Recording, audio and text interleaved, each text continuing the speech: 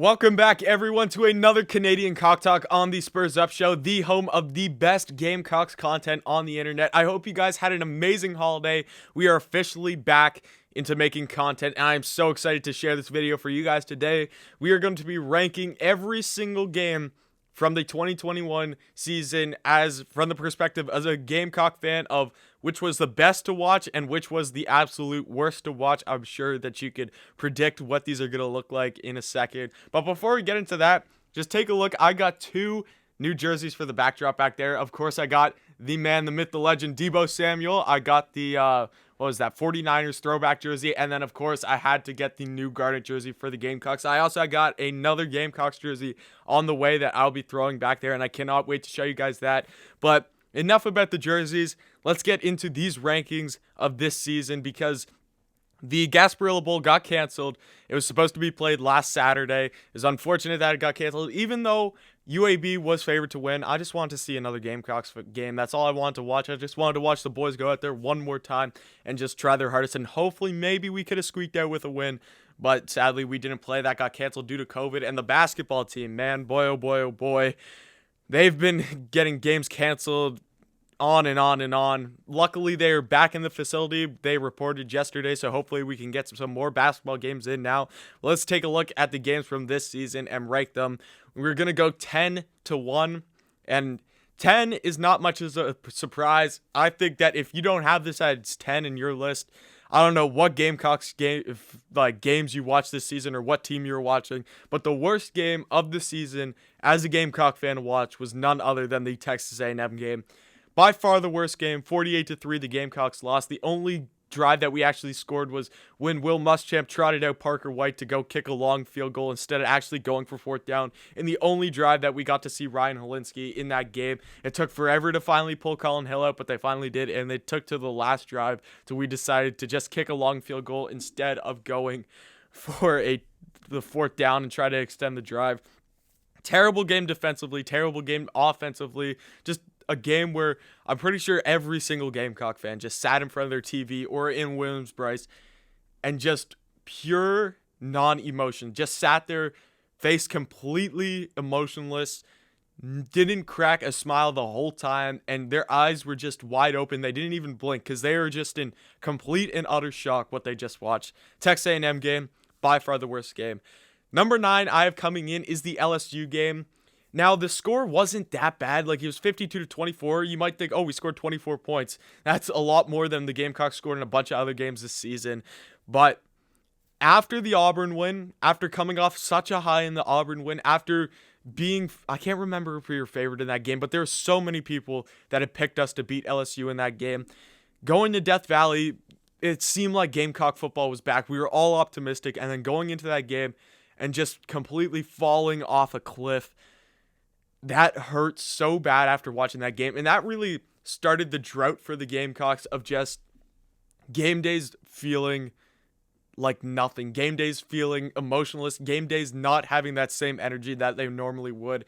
That's when the whole Fire Muschamp rally really started after that LSU game. It was just a really, really bad game and a poor game to watch after coming such a high off of beating Auburn. That LSU game really, really hit deep. Coming in at number 8, we got the Ole Miss game, the game from Oxford.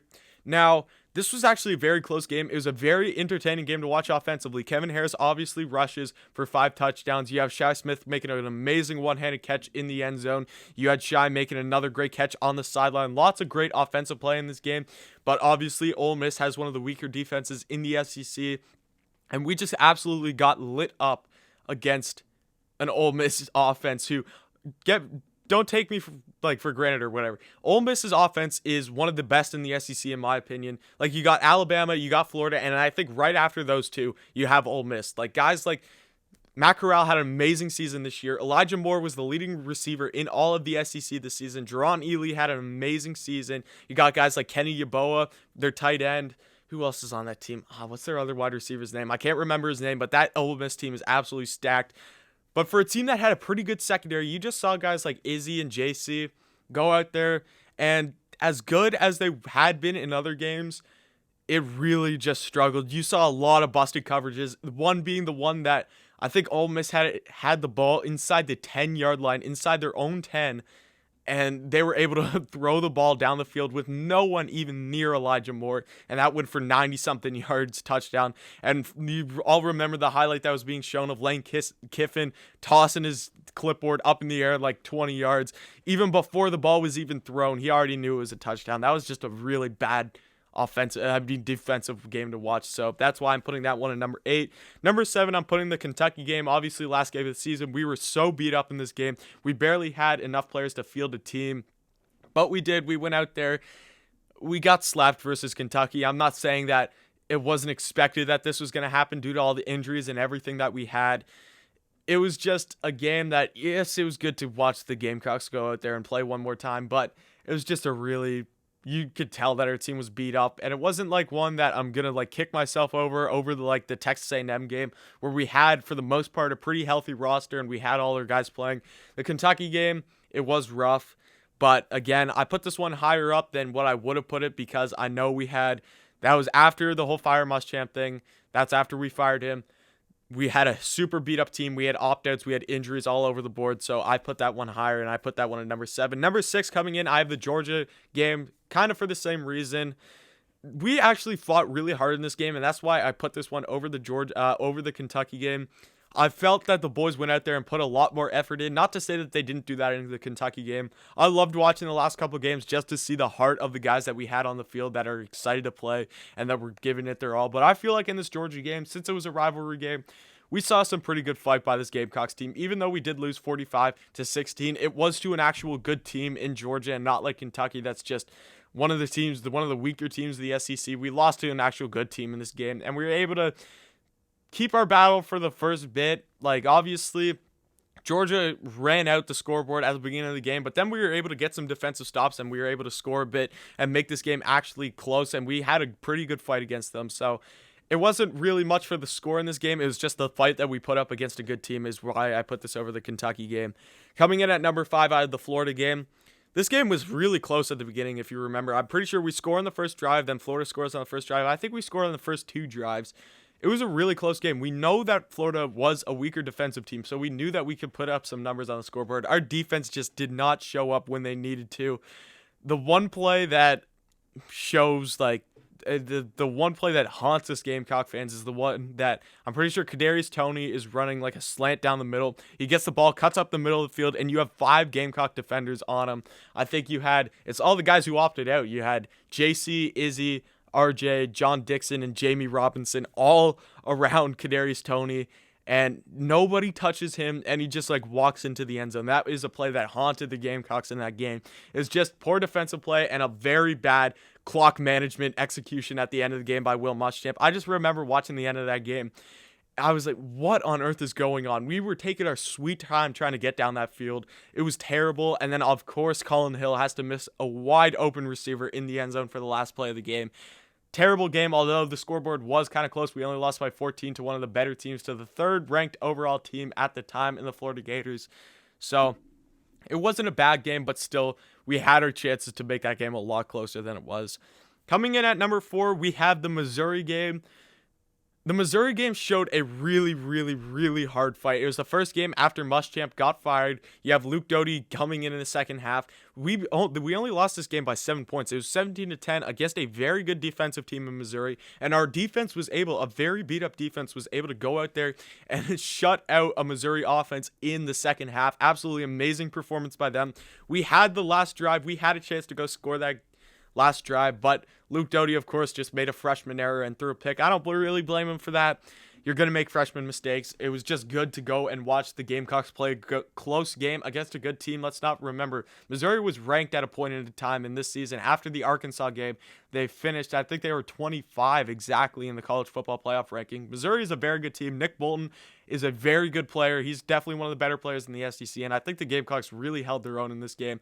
And it was a pretty entertaining game. You got to see a new quarterback come in, and we made a close defense, put up a great fight, so that's why I put that one at number 4. Number 3, so this is our best loss of the season. I have coming in the Tennessee game. First game of the season. We're all excited for football. We're going up against the 16th best team in the nation at the time in the Tennessee Volunteers. A night game in Willie B. Doesn't get better than that. It was a very close game. I remember being really excited after the first drive when we score on the first drive, Mike Bobo's first drive as a Gamecock. I was super excited. Offensive played really poorly after that drive. And then it was in the second half where our offense got going, but that's when you started to see the defense make mistakes.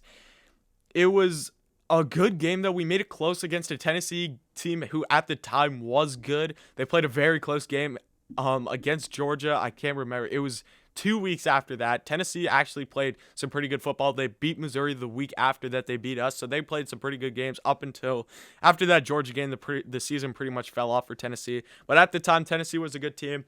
Obviously, you had Cam Smith touching the ball for Tennessee to get the ball back when we had a chance to go on a game-winning drive at the end of the game, but all in all, it was an exciting game to watch, first game of the season, and you really felt some energy back in Gamecock football at that time. So it was fun to watch. It was a good game to watch, but I still think it sucked that we lost. But out of all the losses that we had, I think that was definitely the most entertaining loss.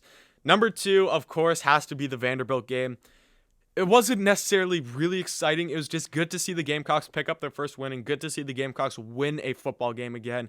Obviously, you have Kevin Harris have a big game on the ground. He rushes for an 80-yard touchdown or something like that. You saw Dak Joyner be able to rush for a touchdown. Just a good offensive performance. The defense stepped up. We did allow Vanderbilt, if you don't remember that game, we did allow Vanderbilt to get deep into our own territory, but we had some big plays. One play that it brings me back to is Ernest Jones getting a big tackle on a fourth down on Kenny Seals to be able to get the ball back in the Gamecocks' hands. Obviously, it's pouring rain in that game. We win 41-7. Nothing too much to brag about, but it's just good to see the Gamecocks win. And of course, number 1, the most obvious game that was the best for a Gamecock fan to watch was the Auburn game. An amazing game defensively by J.C. Horn, obviously getting 2 interceptions and then tipping one to Jalen Dickerson to be able to pick the ball off. We had 3 turnovers in that game. JC really locked up one of the better wide receivers in the SEC and Seth Williams in that game. Outstanding performance by him. We had Kevin Harris had a good game on the ground. You had Shi Smith making some amazing plays. One on the right sideline, on our own sideline. Went up and caught the ball, juggled it a bit. And then, of course, you have the offside play where Shi goes and climbs the ladder in the end zone and comes down with one of the better catches of the season for the Gamecocks. Just a fun game to watch. It all came down to the last drive. Bo Nix and the Auburn Tigers were driving, but I'm pretty sure who made the game-winning tackle. I remember Shiloh Sanders going in and making some big hit on Bo Nix, but I don't think that was the last play of the game, but I do remember shutting them out, tackling Bo Nix on the last play of the game, and it was just good to see the Gamecocks win again. I remember texting a bunch of my friends that like, oh my gosh, I love this Gamecocks team. It's so good to see the Gamecocks win again, and we're going to go beat LSU next week. But obviously, we know how the rest of the season went. Did not win a single game after that. So that is my rankings for 2020 games of this season. Thank you so much for watching, guys. Have a very happy New Year's when that comes up. I think I will see you guys again on Thursday. So enjoy the rest of your day. Enjoy the rest of your holidays. Hope you guys had an amazing day. And thanks for watching, and come back next time.